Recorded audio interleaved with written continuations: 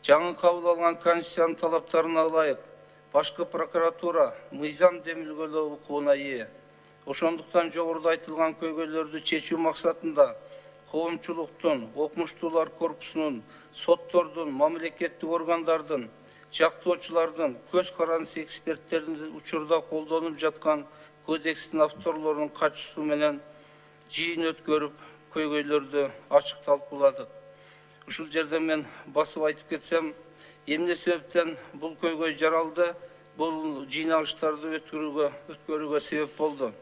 Анткени мына аракеттеги кодекстер бүгүн коомдо терс пикирлерди жаратып, көптөгөн мыйзамда ичиндеги карама каршылыктарды алып жарандардын укуктары бузулууда.